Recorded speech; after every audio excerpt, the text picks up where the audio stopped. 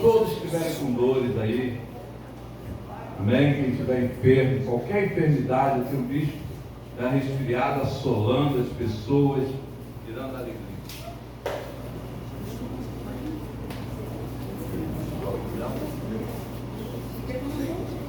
Leila, vamos estar orando pela Leila também, a tia do pastor Hildo. Recebeu um diagnóstico, a gente crê na cura. Quantos creem na cura? Eu creio no poder da oração, amém?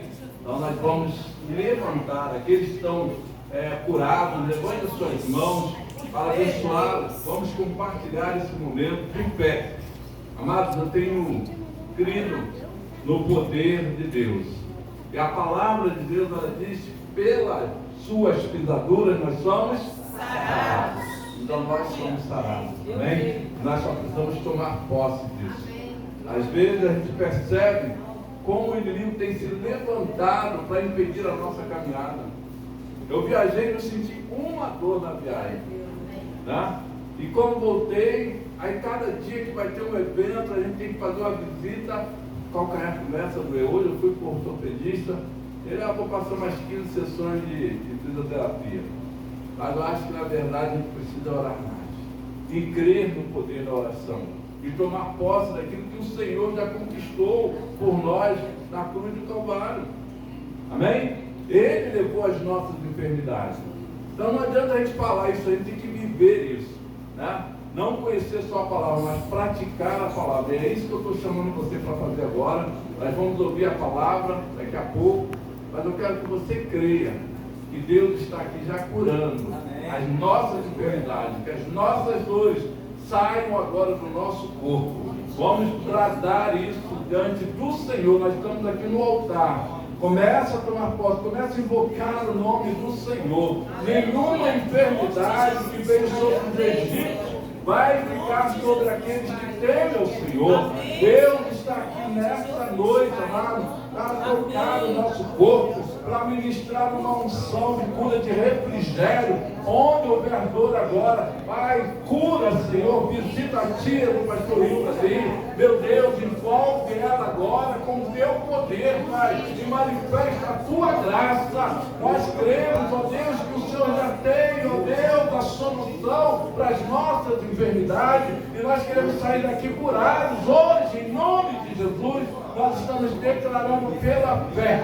Amém, Jesus. Amém, Senhor. Pai, nada vai nos parar, nada vai nos separar do amor de Deus. Nem a morte, nem a vida, nem coisa alguma, Pai, vai se levantar contra nós. E aqueles que estão caindo pelas enfermidades sejam curados. Coloca a vida da Jaqueline, Deus, visita ela agora. Deus, arranca toda a enfermidade do seu corpo. Pai, como já profetizei hoje pela manhã, declarando que ela estaria sendo levantada pelo Senhor. E assim também aqueles que estão nos hospitais agora, Pai, aqueles que estão acamados, aqueles que estão, ó Deus, paralisados numa cama. Senhor, dá ordem, Pai, sobre aqueles corpos que já estão, ó Deus, ali. Muitos já com diagnóstico de morte, mas o Senhor dá vida e vida com abundância. Nós recebemos agora a nossa cura, Pai, e a nossa garantia é que a tua palavra não falha e não falhará. Em nome de Jesus, aleluia. Oh Deus, glória a Deus, mas eu creio que Deus está movendo as águas aqui, amém? Mergulho. E agora vamos ouvir a palavra, o pastor Hildo vai estar trazendo uma palavra para nós nessa noite. Glória a Deus. Quem nos separará do amor de Cristo? Quem nos separará do amor de Deus? Bom Deus, deu espada. Quem nos separará do amor de Cristo? Porque eu estou bem certo que nem a morte, nem a vida, nem anjos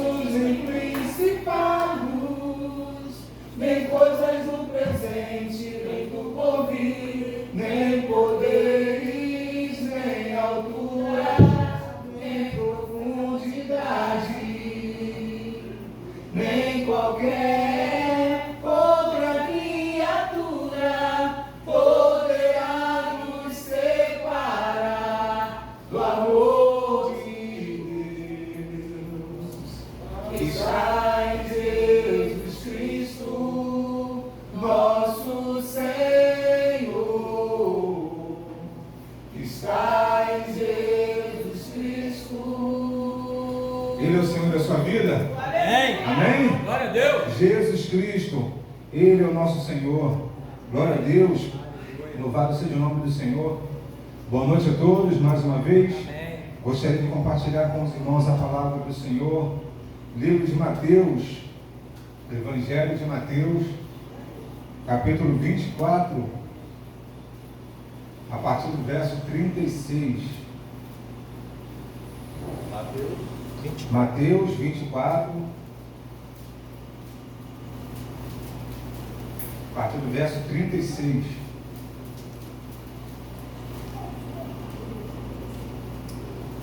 Aleluia.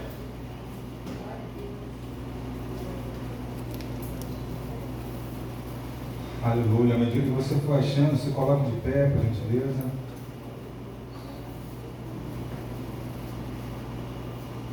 Diz assim a palavra do Senhor: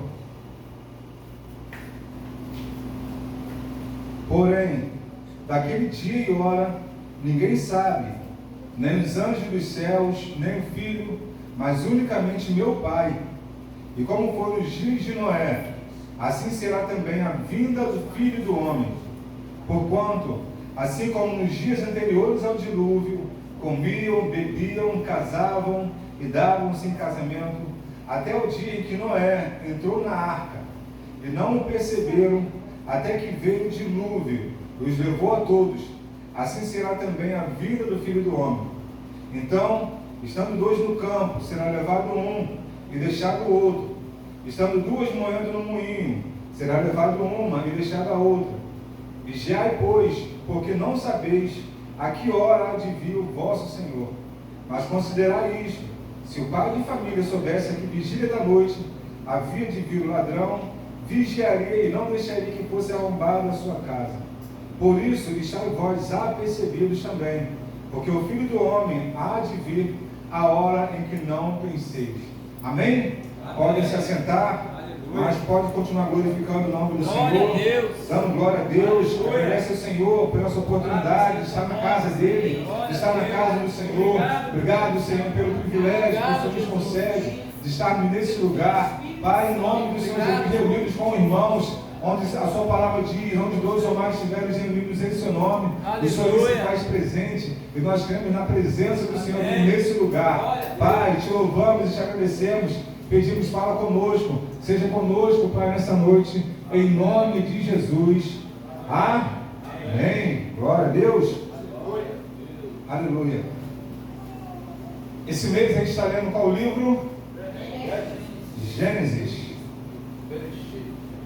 Do início, do princípio. E essa palavra, ela entra em conformidade com o que nós estamos lendo em Gênesis. Eu compartilhei no grupo esses dias Gênesis capítulo 8, e nos dias de Noé, Deus deu uma instrução para Noé construir uma arca, mediante algo que estava acontecendo em todo o mundo.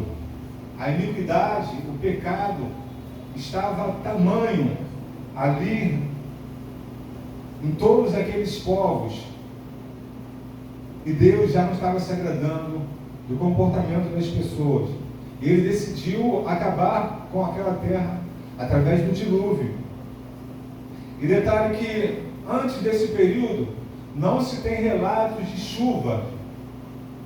É claro que a Bíblia fala que da terra subiu um vapor que regava a terra, que fazia com que as florestas, com que as flores fossem regadas, fossem nutridas.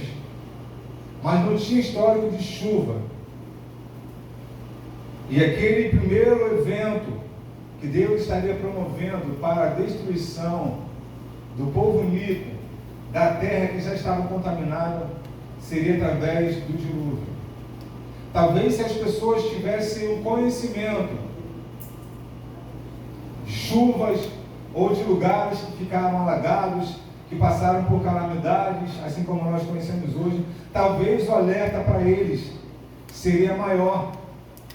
Só que eles não tinham conhecimento e talvez estavam dizendo para Noé: que isso você está falando?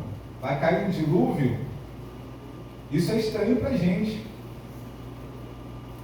Mas Deus tinha dado uma palavra para Noé e mandou ele preparar uma arca. E a pregação de Noé não era aquela pregação de ir à praça e dizer isso, ou disse o Senhor, ou falou o Senhor. Ele apenas obedeceu a ordem de Deus para construir a arca. Foi a arca de Moisés, não é isso? Noé, estão ligados. A arca de Noé. Ele obedeceu a ordem que Deus tinha dado para ele construir a arca. E talvez as pessoas passaram por aquele lugar e ficaram imaginando: o que é isso? Parece com um barco que a gente já está acostumado a ver.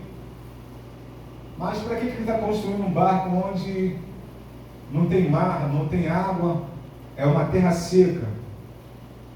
E talvez as pessoas ficaram intrigadas com aquilo, com aquela cena. E talvez tiveram a oportunidade de ouvir a justificativa. Deus mandou, porque Ele vai mandar o dilúvio. Deus mandou construir essa arca, porque Ele vai mandar o dilúvio. E vai destruir toda a terra. E aquele que entrar na arca, ele vai ser salvo. Mas aquele que não entrar na arca, no momento que a gente não sabe o dia, a gente não sabe a hora, mas todos aqueles que estiverem atentos, quando o dilúvio vier, poderão escolher entrar na arca para serem salvos. E o que Jesus estava falando para eles nessa época era algo que eles já tinham conhecimento, através da leitura bíblica, através dos livros que Moisés tinha escrito. Em vários momentos, o Senhor Jesus ele dá alertas para o povo. Quando pedia um sinal, Jesus falava muitas vezes, em algumas situações ele falou: eu não vos dou nenhum sinal, não vou dar para vocês nenhum sinal, senão o sinal de Jonas.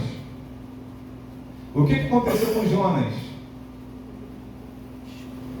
Foi engolido por um grande peixe.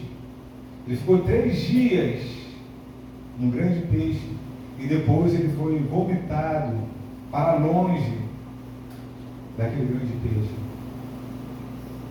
E ele anunciou a palavra do Senhor, mesmo não querendo. Ele fugiu, Deus mandou ele para um lado, ele foi para outro, tentou se esconder. Mas teve um momento que ele assumiu a culpa. Quando estava no navio para Tarsis, houve uma grande tempestade, e naquela tempestade os marinheiros, os tripulantes estavam pensando: o que pode ter acontecido para que essa tempestade viesse até nós? E eles abriram mão das cargas, dos alimentos, mas Jonas sabia de que aquela tempestade estava sendo causada por sua desobediência. E ele falou: não façam isso, o culpado sou eu, me lancem no mar e a tempestade vai cessar. E ali sendo lançado no mar, ele foi engolido por um grande peixe e ficou 3 dias. 3 dias e 3 noites. E Jesus, ele sempre falava para as pessoas que perguntavam, pediam para ele um sinal. O sinal de Jonas é esse. E as pessoas, como conheciam a palavra, lembraram do sinal. Então, o que aconteceu no passado iria acontecer novamente. Os sinais que estavam sendo dados, já tinham sido dados, e iria acontecer novamente. Portanto, a leitura que nós fazemos da Bíblia, ela não deve ser isolada. textos isolados, mas a gente deve ver a confirmação dessas escrituras. O que a palavra de Deus diz? O que está escrito lá no Antigo Testamento de Noé vai se repetir onde? No Novo Testamento, nos profetas e nos livros proféticos, no livro de Apocalipse ou nas cartas de Paulo. A gente deve sempre procurar essa confirmação na palavra do Senhor. E Jesus, ele sempre trazia essa realidade, a realidade do povo, das Escrituras e do seu cotidiano. E por ele ter falado isso, era necessário com que as pessoas conhecessem da história do seu país, conhecessem da história da Bíblia, que eles pregavam, que eles viviam, mas em muitas situações eles não entendiam o que estava acontecendo no tempo presente. Na época em que Jesus veio, eles não estavam conseguindo discernir qual o motivo da vinda de Jesus, o porquê que Jesus falava em algumas situações por parábolas. Com um grupo ele falava brando, ele era misericordioso, mas com outro grupo ele era firme, ele era duro. Jesus sempre utilizava do cotidiano, da realidade das pessoas, para trazer uma revelação. E quando Nicodemos teve um encontro com o Senhor Jesus, Nicodemos era mestre em Israel. E Jesus estava falando de coisas simples para ele. Então o básico, o essencial, o estudo, o conhecimento da palavra ele tinha. Mas lhe faltava revelação e a aceitação do que Deus estava fazendo. Conhecendo as Escrituras, entender o momento em que Israel estava vivendo. Ele estava curioso para isso, para entender por que todas aquelas coisas estavam acontecendo na terra de Israel e em Jerusalém, para que ele confirmasse nas Escrituras e cresce que aquele que estava diante dele era o Messias ungido, enviado pelo Pai. Glória a Deus. Então, desde Gênesis, a gente pode ver a manifestação do Messias, de Cristo Jesus, sendo apresentado. Tanto é que Jesus, em várias ocasiões, fala: Moisés falava ao meu respeito. Ou seja, por que vocês não estão acreditando em mim? Se o que vocês leem, que vocês defendem, está na lei de Moisés, e Moisés fala ao meu respeito. Em muitas ocasiões, e a crítica maior de Jesus para aquelas pessoas, conforme foi profetizado em Isaías: tenham ouvidos para ouvir, mas não ouçam, não consigam entender, porque Deus cegou o entendimento deles. Deus cegaria o entendimento deles para que eles não conseguissem compreender, e a graça viesse ser manifestada através agora de Cristo Jesus. E ali Nicodemos, naquele diálogo, ele não estava conseguindo entender ou chegar no que Jesus estava querendo explicar para ele. Mas Jesus disse: necessário é nascer de novo. Aquele que não nascer da água e do Espírito não pode entrar no reino de Deus. Em outras situações ele falava: se a vossa justiça não exceder a dos escribas e dos fariseus, não podeis herdar o reino dos céus. Em algumas circunstâncias ele falava: convém que você observe essas coisas, mas não negligencie as outras. Cuidar dos órfãos, das viúvas, dos necessitados.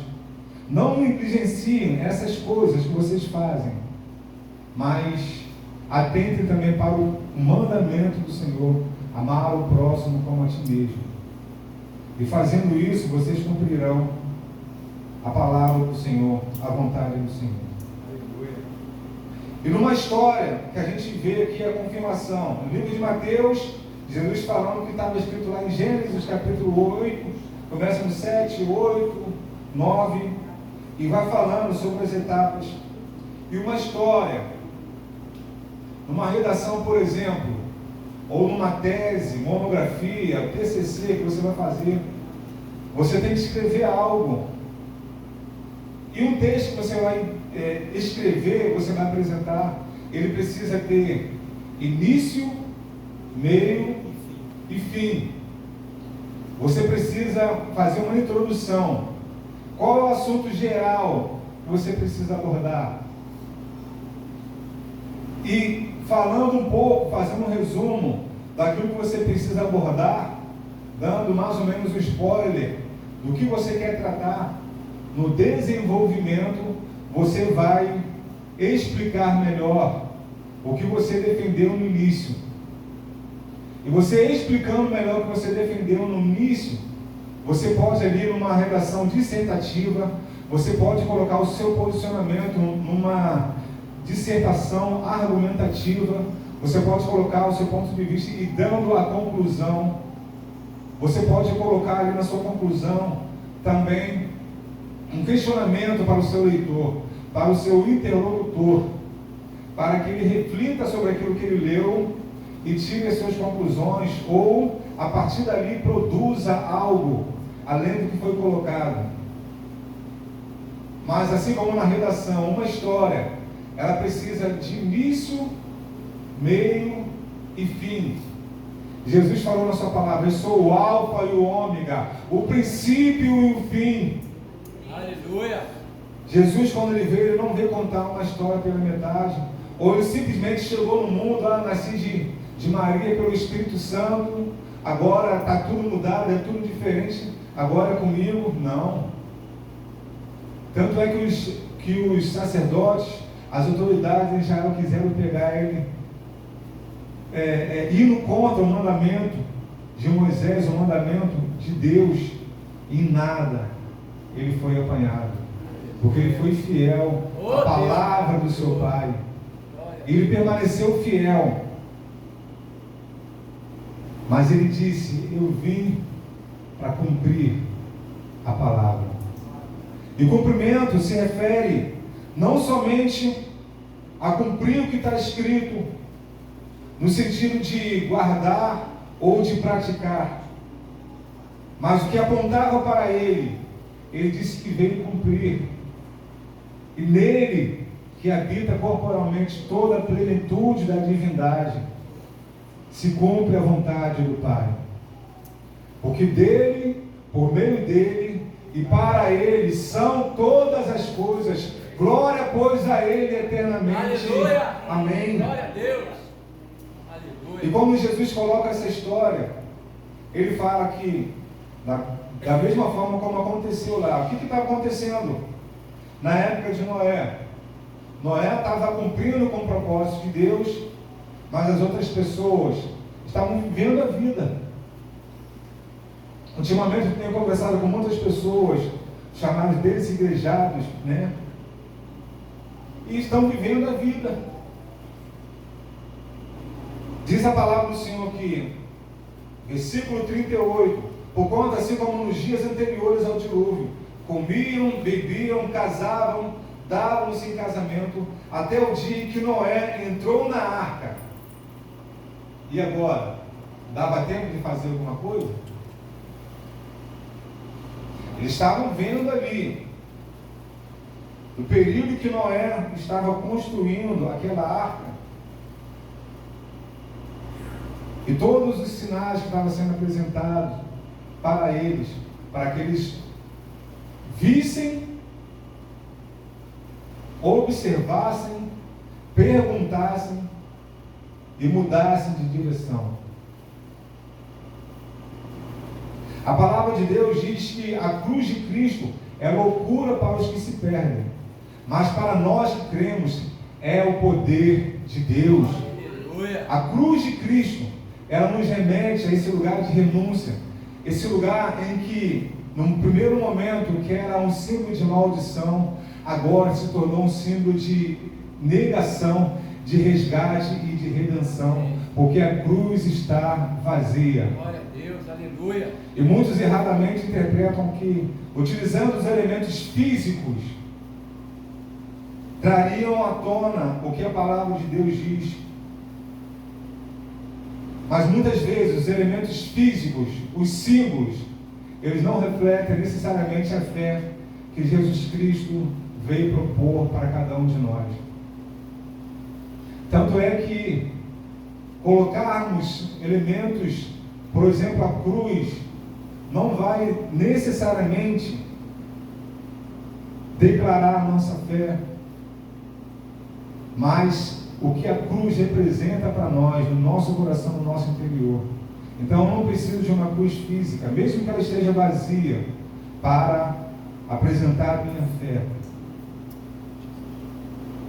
A fé é algo que não se vê, mas se crê. É algo que se espera e crê que vai acontecer. O justo viverá pela fé. E assim outros elementos que no decorrer da história foram incluídos, foram inseridos no meio do povo de Deus, acabaram servindo como amuletos para a fé, mas na verdade, como o apóstolo Paulo ou o apóstolo Pedro dizia que não acrescentaria de alguma forma para a fé daquelas pessoas, para que houvesse mudança. E no momento em que os discípulos estavam celebrando uma das festas que está chegando esses dias, a festa dos pães asmos, o alerta que era dado, atentai para o fermento dos fariseus. O que era exterior, que apresentavam para ele, agora eles tinham que atentar para o coração. Porque era muito fácil externalizar aquilo que eles queriam dizer como verdade ou como palavra, mais acautelai-vos do fermento dos fariseus. O fermento representa a contaminação. Muito mais do que tirar a contaminação física externa, é tirar a contaminação do coração, da nossa mente. Não negligencie essas coisas, mas também considere as outras, cuidar dos órfãos e das viúvas. Jesus não estava falando para negligenciar aquilo que eles estavam vivendo, mas a partir do momento em que Jesus ele traz esse alerta para o povo, quando em algumas situações os apóstolos passavam em alguns lugares, eles olharam assim para o templo de Salomão e falaram: oh, que bela construção. Ficaram admirados com o templo, mas Jesus, ele falou: não ficará aqui pedra sobre pedra que não seja derribada. Jesus estava preparando os discípulos para que, mesmo entendendo a importância do templo físico, mais à frente os discípulos iriam entender: eu não habito em templos feitos por mãos humanas. Nós, em Cristo Jesus, somos considerados templo do Espírito Santo. Então, quando o corpo de Cristo congrega, a gente congrega num espaço físico, porque a reunião dos santos, daqueles que são templo do Espírito Santo, fazem a igreja de Cristo. Quando ele relatava, os apóstolos, os discípulos relatavam: a igreja que está na casa de fulano, a igreja que está na casa de Bertão. Mas a palavra do Senhor nos exorta: não deixeis de congregar. Haverá um momento que não teremos mais esse tempo para adorar. Você está preparado para isso? Para adorar na casa de um irmão, correndo um risco de ser atingido, de ser perseguido? O Senhor Jesus estava preparando os seus discípulos para isso. Os discípulos entenderam de que eles precisariam ir além daquilo que eles estavam vivenciando. No decorrer da história, a raça humana estava decaída na sua conduta, no seu comportamento. Deus, ele foi estabelecendo os seus princípios. Primeiro o tabernáculo, depois o templo. E no ano 70 da era cristã, o Senhor permitiu com que o templo fosse destruído. E já não resta mais sacrifício ali naquele lugar, porque sem derramamento de sangue não há remissão de pecados. Mas nessa festa, o apóstolo disse: assim como vós estáis sem fermentos, o cordeiro já foi sacrificado, que é Cristo. E eles estavam entendendo de que eles precisavam agora internalizar Cristo nas suas vidas, no seu cotidiano, não negligenciando aquilo que já tinha sido ensinado para eles. E no livro de Hebreus, na carta 1 Pedro, a 2 Pedro, 1 João, eles vão dar um alerta para os discípulos, para terem cuidado com as doutrinas que viriam depois dele. Se alguém pregar um evangelho que fosse diferente desse, seja considerado anátema. Porque tanto os gentios quanto os judeus religiosos queriam impor uma condição para a salvação das pessoas em Cristo Jesus, para complementar a salvação. Mas a salvação é um dom gratuito de Deus e é pela fé. E a comunidade aprendia a viver agora na direção do Espírito Santo, né? E o Senhor estava revelando à igreja como eles deveriam se comportar e cumprindo com a palavra de Deus. Nos versículos anteriores desse capítulo 24 diz, versículo 35: o céu e a terra passarão, mas as minhas palavras não hão de passar. Então a palavra de Deus, ela permanece para sempre. E o Senhor Jesus, ele estava ensinando aqui para os discípulos a forma como eles deveriam vivenciar a palavra, como eles deveriam vivenciar. E o apóstolo Paulo, ele fala: eu tenho por perda todas as coisas pela excelência do conhecimento de Cristo Jesus, meu Salvador. Eu abro mão de todas as coisas.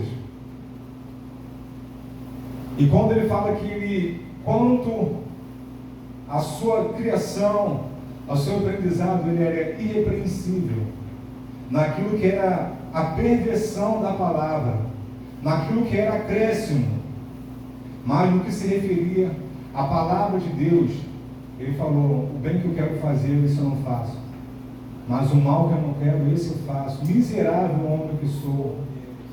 Nesse sentido, na lei de Deus mesmo, ele não era irrepreensível, porque ele se considerava o pior de todos os pecadores. Segundo a lei farisaica, ele era da tribo de Benjamim, ele era irrepreensível, mas ele tomava cartas com as autoridades para perseguir os cristãos, descumprindo assim o mandamento: não matarás. E assim ele foi entendendo de que ele precisaria viver o amor de Deus que tira o pecado do mundo, crer no Cordeiro de Deus. Assim como Jó: Senhor, eu te conhecia só de ouvir falar. Muitos tiveram uma experiência com a letra, mas agora precisa ter experiência com Deus da palavra, um contato, um relacionamento mais íntimo com o Senhor, para ter acesso às revelações. E a palavra do Senhor diz: a intimidade do Senhor são para os que o temem e os buscam, e o buscam. Então, o Senhor se revelará a mim e a você a partir do momento em que a gente buscar. E aqui fala sobre o estarmos alertas. Quando ele começa no versículo 36, quando fala sobre o dia, porém daquele dia, não está falando do dia da semana aqui, mas está falando do dia do Senhor, o dia que o Senhor virá vingar os seus inimigos, as bodas do Cordeiro. D maiúsculo, vai falar sobre o dia do Senhor, o dia da vingança do nosso Deus. Mas ele fala: vigiai, versículo 42, porque não sabeis a que hora de vir o vosso Senhor. Por isso a gente faz vigílias. O povo de Israel, o povo hebreu, ele foi resgatado nas vigílias da noite, na travessia do Mar Vermelho. Foi na caminhada. Eles saíram corridos da terra do Egito, com cajado na mão, com sandálias nos pés. Eles atravessaram o mar com os pés enxutos. E o Senhor promoveu livramento e redenção à noite, na vigília. E assim como acontece no período da Páscoa, existe um dia para vigília específico. E as vigílias que a gente precisa voltar a fazer, elas têm quartos de hora. A gente tem o nosso relógio de oração e nós temos horários em quartos de horas, nos horários que o Senhor tem estipulado para a igreja estar em oração. Vigiai. Tem um outro momento na palavra que vai falar: orai ao Senhor para que a vossa fuga não aconteça nos dias de sábado. Porque normalmente é um dia de descanso, o povo está mais relaxado. Os maiores ataques que Israel sofreu no decorrer da história aconteceram também em dias santos, principalmente no sábado. Porque teoricamente o povo estava desapercebido, estava relaxado. Então ore ao Senhor para que essa fuga não aconteça no sábado. Para você que está acompanhando as notícias da guerra de Israel aos Estados Unidos com o Irã, os ataques do Irã têm se intensificado, inclusive atingido algumas partes da terra de Israel. E esses dias, dia 16, alguns dos mísseis que eles estão utilizando, mísseis que antigamente eram proibidos, mísseis de fragmentação, eles se fragmentam no ar, eles se dividem em vários mísseis. E alguns deles chegaram perto de Jerusalém, perto do domo dourado. Tem a cúpula cinza, 2 cúpulas cinzas que guardam as principais igrejas dali de Jerusalém, a igreja do Santo Sepulcro e outras mais. E alguns fragmentos atingiram ali a cidade. E o sistema de defesa de Israel tem atuado o domo de ferro, mas nem todos os mísseis estão sendo interceptados. Então é um alerta que está sendo dado para Israel e para toda a humanidade, porque Israel é o relógio escatológico do mundo. Então, olhando para Israel, a gente vai entender, assim como as pessoas perguntavam para Jesus: que sinal você dá para nós do fim dos tempos? Quando vocês ouvirem falar de guerras e de rumores de guerras, não vos assusteis, porque ainda não é o fim, é o princípio das dores. Mas quando fala aí, versículo 32 do capítulo 24, diz assim, acompanhe comigo, por favor.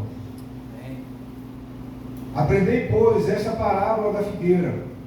Quando já os seus ramos se tornam tenros e brotam folhas, sabeis que está próximo o verão. Igualmente, quando virdes todas essas coisas, sabei que ele está próximo às portas. A figueira, ela já tem florescido, que é Israel. E nos últimos dias, diz a profecia, que haverá um espírito de súplica e de oração no meio do povo de Israel. Mais à frente, isso fala no livro de Zacarias, fala também em outros livros, de que olharão para ele, a quem transpassaram, chorarão, se lamentarão, e haverá um período de restauração, inclusive na terra de Israel.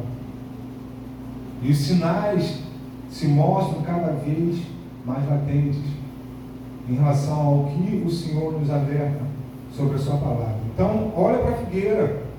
O que está acontecendo lá em Israel e como nós podemos nos preparar. Então, portanto, assim como nos dias anteriores ao dilúvio, comiam, bebiam, casavam e davam-se em casamento, até o dia que Noé entrou na arca, e não o perceberam até que veio o dilúvio. E assim o Senhor nos alerta para estarmos sempre vigilantes, porque a gente não sabe o dia e a hora. Mas esse dia não deve representar para nós um medo, o medo do futuro, o medo do inferno, mas o prazer de buscar ao Senhor todos os dias da nossa vida. Buscar o Senhor enquanto se pode achar. Invocar-o enquanto Ele está perto. E assim o servo do Senhor, ele não vive pelo medo do amanhã, do que pode acontecer. Israel será atacada, será invadida, será destruída. Jerusalém, será que o domo da rocha, será que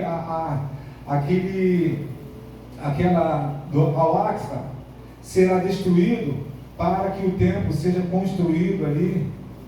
Não vos preocupeis, mas esteja atento no que está acontecendo, porque todos esses são sinais que o Senhor dá na sua palavra a respeito do fim.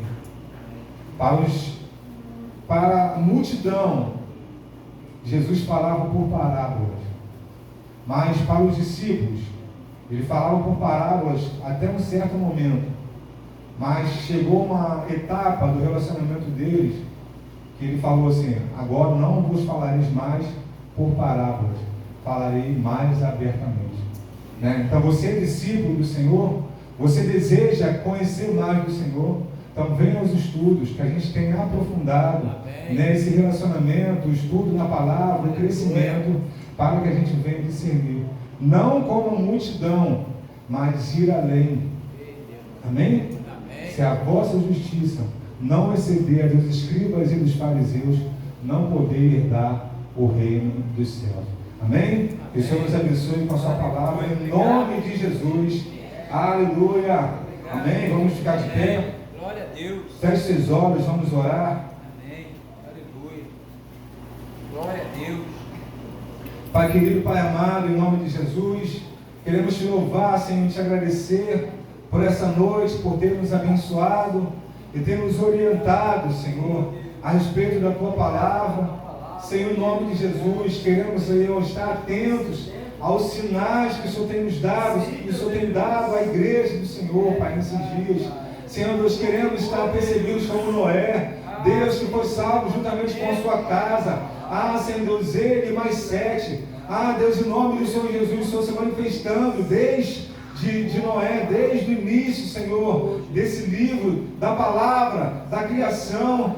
Senhor, muito obrigado, porque Cristo em nós é a esperança da glória, e nós queremos estar alicerçados, estar vigilantes, Senhor, porque nós não sabemos o dia nem a hora em que o Senhor virá buscar, Senhor, a sua igreja. Deus, nós queremos estar vigilantes, Senhor, queremos estar em oração. Deus, queremos estar, Senhor, buscando a tua face, aprendendo mais com o Senhor, da sua palavra. Senhor Deus, nos ensina, nos ajuda, Pai. Senhor, nos capacita a vivermos, Senhor Deus, além daquilo que nós temos vivido, o teu sobrenatural. Senhor, leva-nos além, Senhor, Deus, daquilo que nós temos experimentado. Senhor Deus, porque a sua vontade é boa, perfeita e agradável. Senhor Deus, porque os pensamentos que o Senhor tem sobre nós são pensamentos de paz e não de mal, para nos dar o fim que esperarmos. Senhor Deus, o fim que esperamos, Deus, nós esperamos novos céus e nova terra. Senhor Deus, a velha terra vai passar, Deus, esse velho céu vai passar, Deus, e queremos viver a eternidade com o Senhor, com Cristo Jesus, que será o nosso sol. Não precisaremos de templo, não precisaremos de outro elemento, mas o Senhor tabernaculará conosco, o Senhor habitará no meio do seu povo, o Senhor será o nosso Deus. Senhor, nós iremos às águas e nos saciaremos, Senhor, com a tua presença. Senhor, em nome de Jesus, nos permita pisar, Senhor Deus, nos teus atos, pisar, Senhor Deus, na nova Jerusalém que vai descer do céu, ataviada e adornada. Senhor Deus, queremos, Senhor Deus, estar com vestes santas. Deus, queremos estar, Senhor Deus, preparados, Senhor, com as lâmpadas acesas, com as nossas lamparinas preparadas, com azeite, com óleo, Senhor Deus, das lamparinas. Abençoa-nos, Senhor, fortalece a tua igreja, aviva a tua igreja, Senhor, Deus, para que não esteja desapercebido, Senhor Deus, vivendo como o mundo vive, mas nós queremos estar atentos, Senhor Deus, aos teus sinais, à tua palavra, em nome de Jesus. Amém. Amém. Glória a Deus. Aleluia. Glória a Deus. Vamos descansar só um minutinho. Está pronto lá, Maria? Maria Eduarda vai passar um vídeo aí para nós. Enquanto ela está passando, amados, eu quero lembrar que está chegando a nossa festa da Páscoa, amém? E nós vamos estar mais uma vez realizando aqui essa celebração. Só lembrando, irmãos, não é um ritual, não é isso. Nós não estamos chamando você para viver aquela Páscoa, mas trazendo a nossa memória, ensinando os nossos filhos, as crianças, principalmente, como Deus, né, nos alcançou através da sua graça, né, enviando o Cordeiro Pascual. Eu confesso que antes eu não sabia o que era Páscoa.